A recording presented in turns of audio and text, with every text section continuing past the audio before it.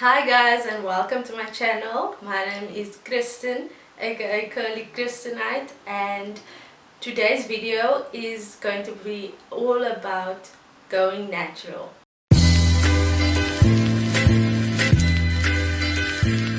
The reason I want to do this video is because there's a lot of confusion around it, and especially when I'm speaking to people about natural hair and saying I'm natural, what that actually means, there's like a confusion around that.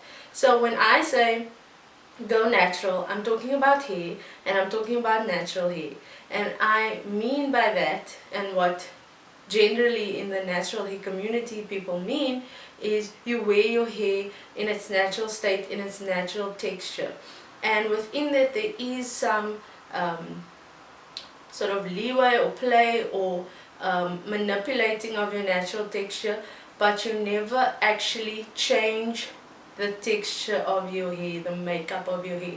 So firstly, that cuts out relaxer. If you have relaxer in your hair, that's the opposite of natural. But if you straighten your hair with heat, that you can straighten your hair with heat and still be natural. But you can also be straightening your hair for years, and you can have heat damage as a result, and your hair might change. Your natural hair texture could change to a straighter hair texture because of excessive heat straightening, and for instance not doing it in a way that really preserves or keeps your hair looking natural or healthy, basically.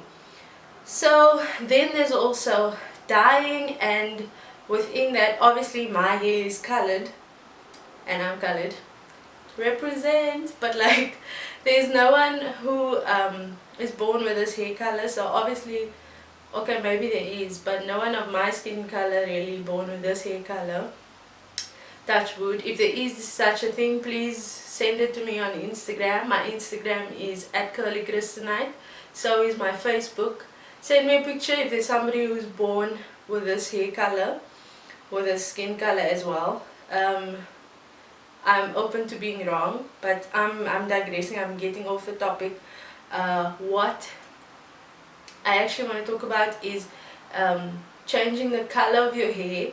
Obviously this is not my natural hair color, but that does not mean that I'm not natural anymore. My hair is still in its natural texture, and I go to great lengths when dyeing my hair to make sure that I maintain and keep my hair texture, and that I don't lose my hair texture. I don't excessively dye my hair, and I make sure that I treat it well before and after dyeing my hair to maintain it. But that's a whole video on its own. You can check out the video that I've already done where I talk about dyeing my hair and what that means for my natural hair journey. I'll link it up for you with a card. So the first thing that you need to think about when going natural or returning natural is how you're going to go about it. There's two ways that you can go natural: transitioning or the big chop. Now the big chop sounds a bit scary. Transitioning is a bit of a longer process. What you actually do is, first of all you stop relaxing your hair. You stop straightening your hair with heat for a period, because you could be suffering heat damage, and you stop dyeing your hair also because you could be suffering with chemical damage from dyes. In that process you will start co-washing your hair, and that means to wash your hair with conditioner only, and you will refrain from using sulfate shampoos for a period, because sulfate shampoos really strip your hair of moisture. So you will look out for sulfate free shampoos and stuff like that. So that's transitioning, where over a long period you stop all of those things that I mentioned, use more conditioner and co-wash, and then also you will slowly cut off the relaxed or heat damaged ends once every 6 weeks or so, and eventually all that will be left will be the new hair that's grown out. And then you could grow it to about an afro size and then cut everything off and then start growing your hair from an afro. So that's if you don't want to be completely bald when you go natural. The other way, obviously, then is to be completely bald, to shave your hair off. And that's what I did. I did that, and I also have a video on my big chop experience. But when I did it, I wasn't doing it to go natural actually. I just shaved my hair one time when I had dyed my hair and it was very damaged, and I just shaved it all off.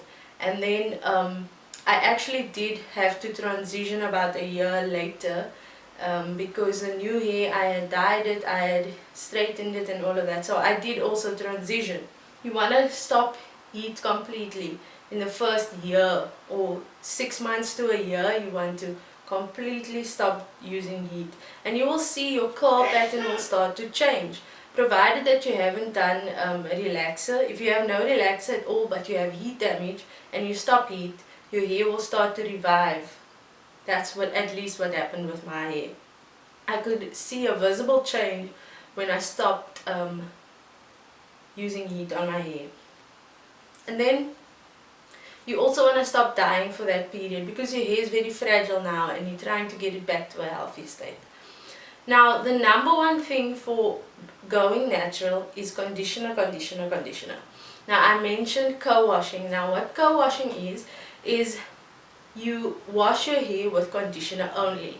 Now, this might sound a bit strange, but conditioner actually does have all of the properties that is needed to clean your hair and to clean your scalp. So you can use conditioner to wash your hair. It's just the way that you do it. So you will make sure that you lather all of your hair with conditioner so that you can detangle your hair properly. So you really want to be careful with your hair and make sure you get out all of the knots with your hands, and you can even finger detangle some of your hair.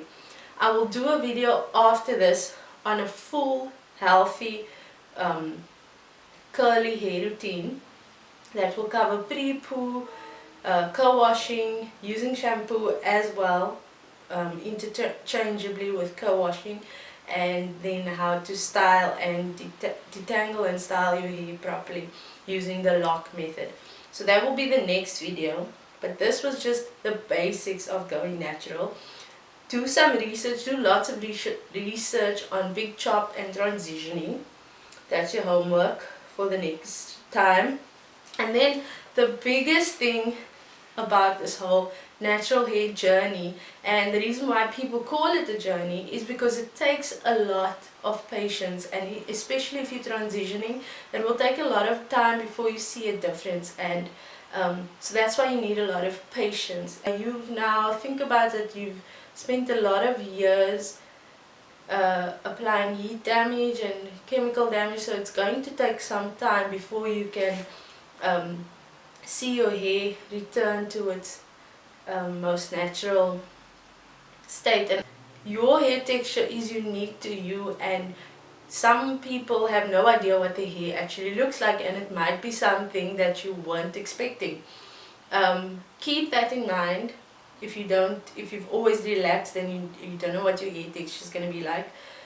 Also have patience with yourself and with your hair texture, and it's really about learning to love your natural self and your natural hair texture, because we've been programmed to kind of hate ourselves and hate our natural hair and just achieve something that is so far from what just grows out of our hair, which is crazy. But that's the society that we live in, and that's what we have to deal with. And that's why it's going to take a lot of patience and love for yourself, a lot of self-love, and I'm going to say bravery as well, because you're going to get a lot of flack from your family members, you're going to get a lot of flack from strangers, but mostly it'll be people closest to you that usually hurt the most. But that's why my slogan is Dare to be Different, because it really does take a lot of courage just to be unique and to be uniquely yourself. And so if you are taking on this journey and you need some extra advice, please, you can DM me on Instagram, message me on my page, curlykristenite, on my Facebook page, and I'll be glad to answer any of your questions that you might have as far as I can, as best as I can. And I will see you in the next video where I will discuss healthy curly hair routine from start to finish.